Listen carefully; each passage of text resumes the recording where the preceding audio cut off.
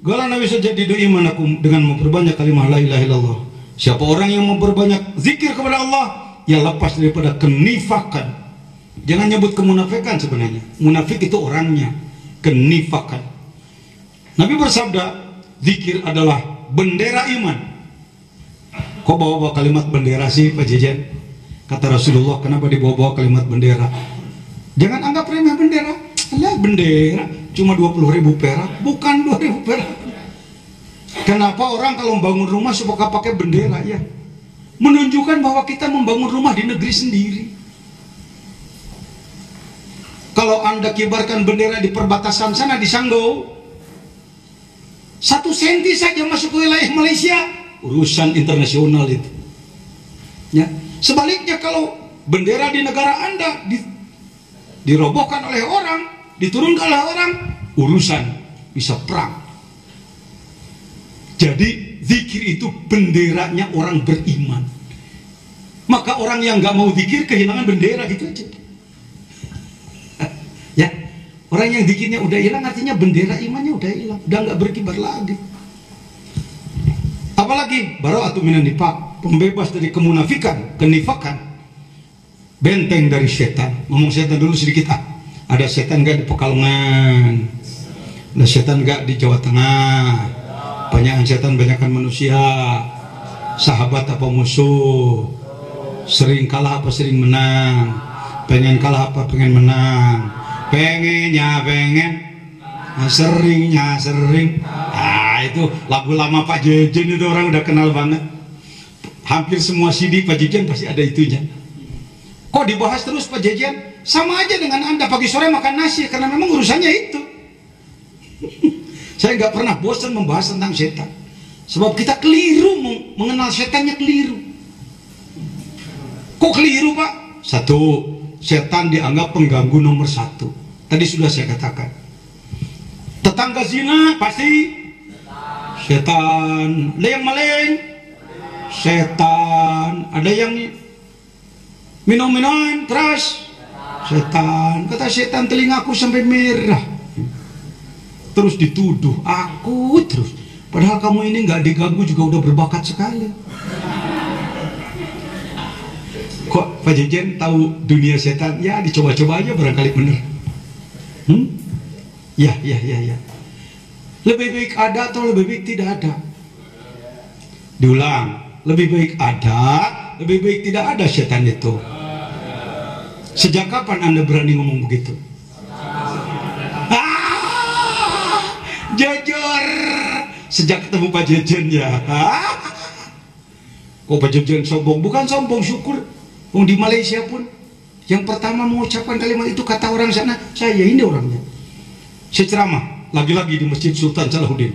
Tuan-tuan dan puan-puan, saya mau bertanya, di Malaysia ini ada setan apa tak? Ada Pak Yai. Mana lebih banyak antara setan dengan manusia? Lebih banyak setan lah Pak Yai. Musuh kah apa sahabat? Musuh lah Pak Yai. Lebih ada atau lebih baik tidak ada? Tak ada Pak Yai. Lebih baik tak ada Pak Yai. Baguslah tuan-puan cakap seperti itu. Saya mau tanya, kalau ada bola sepak, awas ya ngomong di sana, jangan sepak bola, bola sepak. Kalau ada bola sepak, ternyata antara Negeri Sembilan dengan Melaka 11 lawan 11, tetapi ternyata ketika mau main lawannya pun tak ada. Bolehkah sepak bola apa tak? Taklah Pak Yai. Mana yang jadi Johan? Ya, yang ada lah Pak Yai. Jadi setan lebih ada tak ada? Lebih baik ada lah Pak Yai. Enak, itu ilmu taisi namanya. Sama aja dengan Anda. Indonesia rata-rata dari Banten sampai Madura sana, kalau ditanya, sampai Kupang sana saya datang. Saya bertanya di sana, setan lebih baik tidak ada. Terima kasih, bagus jawabannya. Tapi kalau ada sepak bola, lalu nggak pakai musuh, bisakah jadi juara? Nah, kalau Pak Jejen datang ke lapang bola sendiri, bawa bola sendiri, sorak sendiri, tiup peluit sendiri, wasitnya saya sendiri, ole. Datang ke lapang bola, tembak sendiri, dis, 12 kali tembak. Lalu saya joget di putaran sana, di bundaran Pekalongan. Aku juara, aku Maradona, aku Ronaldo, dan aku Romario. Juara benar apa juara bohong? Juara benar apa juara bohong? Siapa? Pak Jejen aja udah. Juara pintar apa juara tolol? Siapa? Pak Jejen aja udah. Sekalian mumpung belum turun. Kalau udah turun udah berani kamu nanti. Ini mumpung prasmanan ini. Juara cerdas apa juara goblok?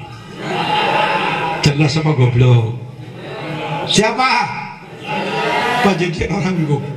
Kenapa aku disebut tolol goblok? Karena memang tadi sepak bola nggak pakai lawan. Kalau Anda datang ke kota Pekalongan ada orang gila ngomong di dekat kita, gila, edan, marah apa jangan? Jangan, karena disebut gila oleh orang. Saya pun begitu. Hampir rata-rata umat Islam Indonesia mengatakan setan itu lebih baik tidak. Dengan pemikiran kalau ada setan, tidak ada yang keliru. Sengaja oleh Allah diturunkan ke sini untuk jadi dewan penguji. Ibadah dapat pahala gustu karena ada gangguan. Malaikat yang nggak pernah digoda setan, pahalanya apa? Saya bingung kalau ditanya sampai hari ini, pahala untuk malaikat apa? Saya nggak bisa jawab jujur, karena nggak ada kesulitannya.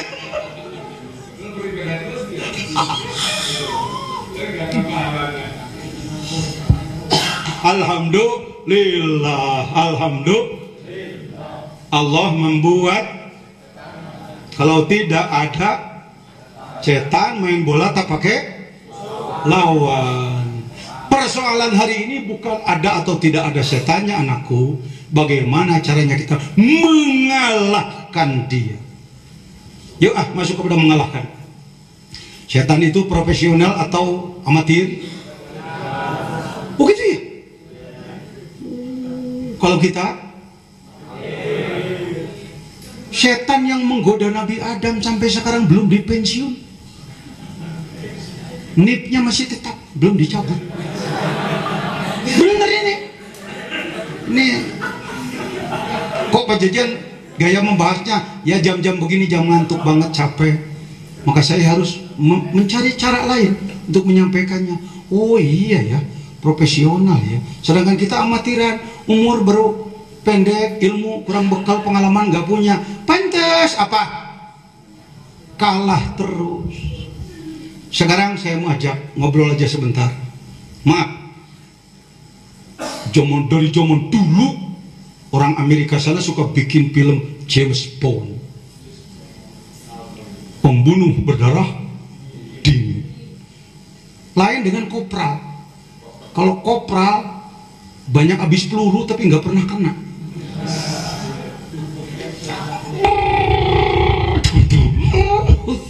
Lain dengan James Bond. Ini contoh aja. Nah sekarang ceritanya setan itu profesi, maka kita pun akan mencoba meningkatkan profesionalisme kita melawan setan. Yuk ngomong ikuti uang. Bismillahirrahmanirrahim. Tan, memang hebat. Ini kita mau profesional nih ceritanya. Begini caranya. Kamu hebat, Tan. Luar biasa. Manajemennya modern. Nggak pernah ada manusia mau ibadah yang tidak diganggu oleh kamu. Kontrolnya luar biasa, Tan. Jadi kalau melihat pengalamanmu, ilmumu dan ilmu saya, pasti saya kalah, Tan. Kalah, Tan. Pasti kalah setan. Tinggal satu lagi, Tan. Kata setan, apa itu? Saya mau melapor kepada zat yang menciptakanmu. Saya mau melapor kepada zat yang menguasaimu. Kira-kira setan menjawabnya, boleh apa jangan? Coba praktekkan. Kata setan gimana katanya? Oh masa begitu? Jangan.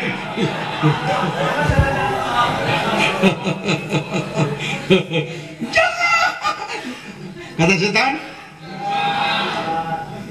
kok Pak Jejen kayak ngajar anak kecil? Emang masih kecil.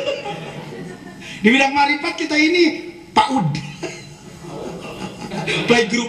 Di bidang marifat saya ini playgroup. Nah playgroup ya, orang seperti saya ini masih playgroup kalau di bidang marifat.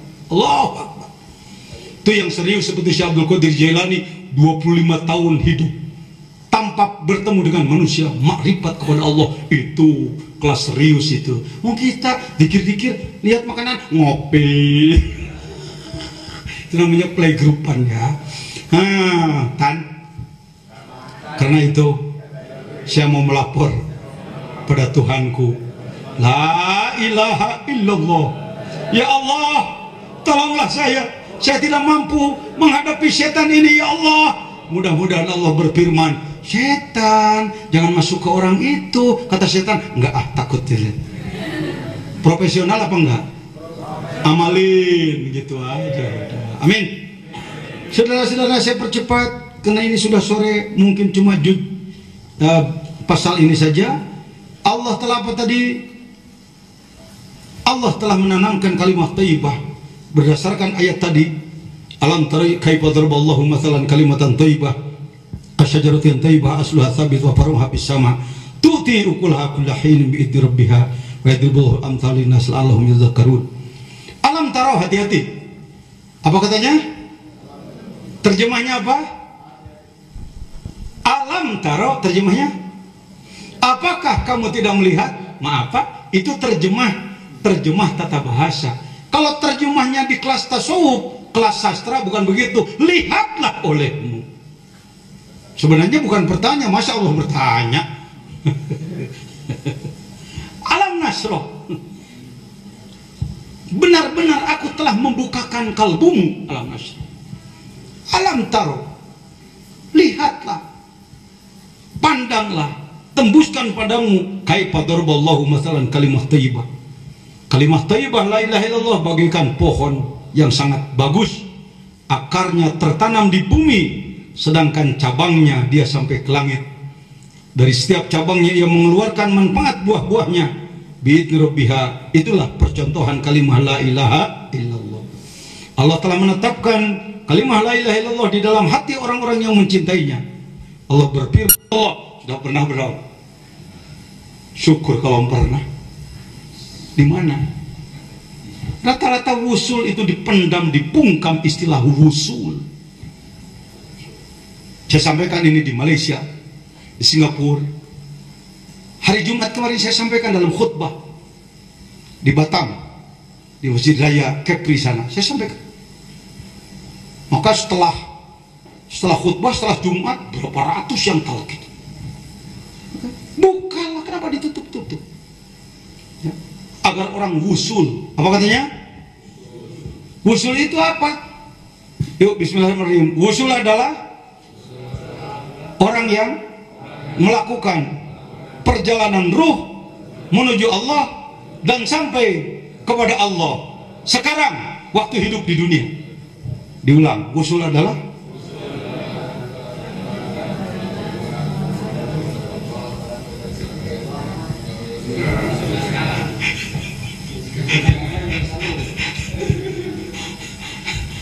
tandanya lama hilang, Anda sulit mengulang.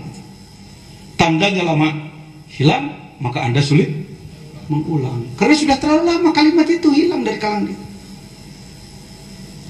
Wusul itu, bagaimana caranya? Badan kita di bumi, ruh kita 4 lapis, alam 4 lapis. Yuk, bismillahirrahmanirrahim.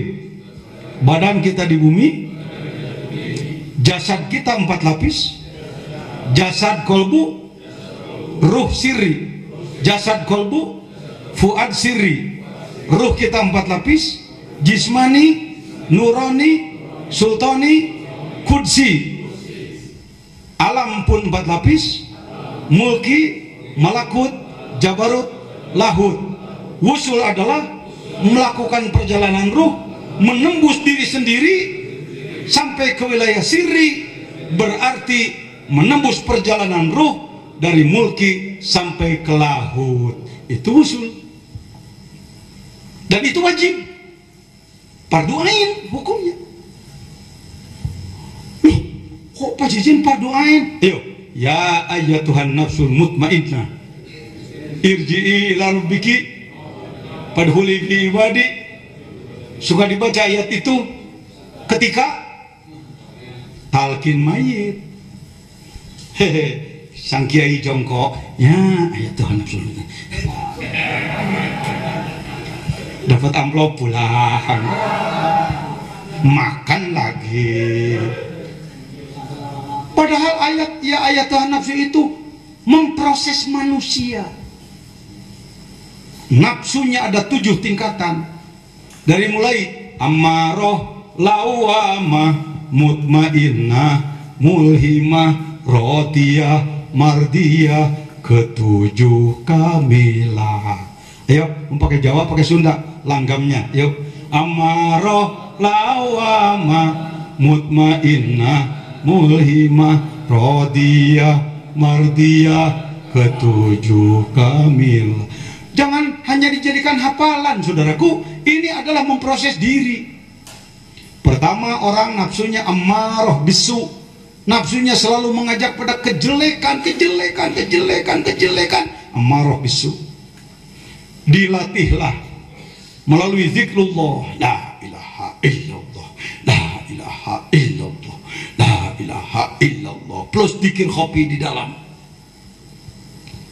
Disebutkan di dalam Allahu Allah. Terus dilatih, nanti akan bergeser dia menjadi nafsul lawamah. Apa lawamah? Laum itu mencaci. Yang dimaksud mencaci adalah ruh yang sudah kontrol, nafsu yang sudah kontrol. Ini baik, ini buruk, ini baik harus, ini jangan, ini jelek jangan, ini baik harus, ini jelek jangan. Itu namanya sudah lawamah. Terus dilatih, terus dikikis sifat jeleknya, terus dikembangkan sifat bagusnya, berubah dia menjadi nafsul mutmainnah. Siapa? Kita. Bengong lagi. Hati-hati, maaf. Ini kita dengar cerita kiai menjelaskan nafsu 7, kayaknya orang lain terus. Kan, betul kan? Maaf Pak, saya mungkin kelihatan kurang santun saya kalau ngomong. Enggak ya? Karena memang keadaannya begini Indonesia. Ilmunya ilmu dongeng, ilmunya ilmu mimbar. Ayuhan nasi takullah. Situ mainnya. Itu bagus, itu kita pertahankan. Tapi kita tembuskan lagi, kita lanjutkan lagi. Siapa yang nafsunya masih nafsu ammarah bisu? Saya. Sudah diolah belum? Bergeser kemana? Ke nafsu lawamah. Siapa? Pernah melakukan kebaikan? Pernah melakukan kejelekan? Itulah belang-belang.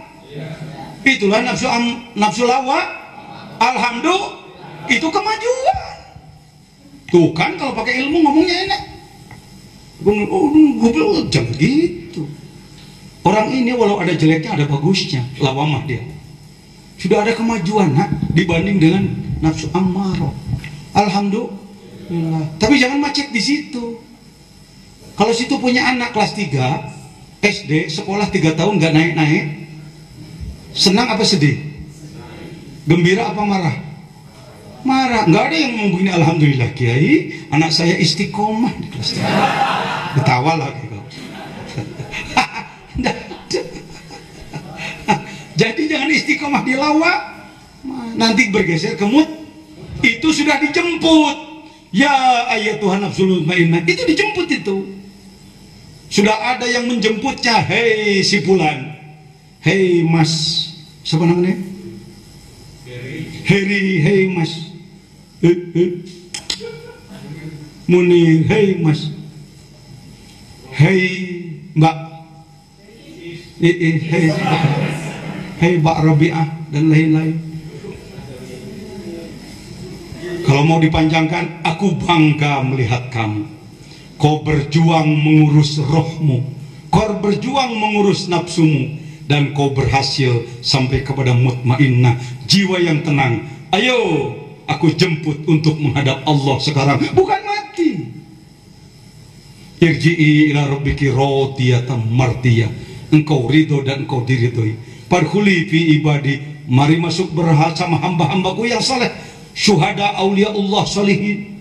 Wadkhuli jannati, masuklah ke surgaku. Sekarang ruhmu yang paling dalam, badannya mungkin di sini masih jadi tukang becak, masih jadi dosen, masih jadi ustadz, masih jadi kiai, jadi pengusaha batik dan lain sebagainya. Badan biasa-biasa aja, nggak harus semuanya tampil kayak ulama, enggak lah. Baik, kalau mutmainah ke sana udah lancar aja Pak, masuk mulhimah, rodiyah, mardiyah, kamilah. Baik.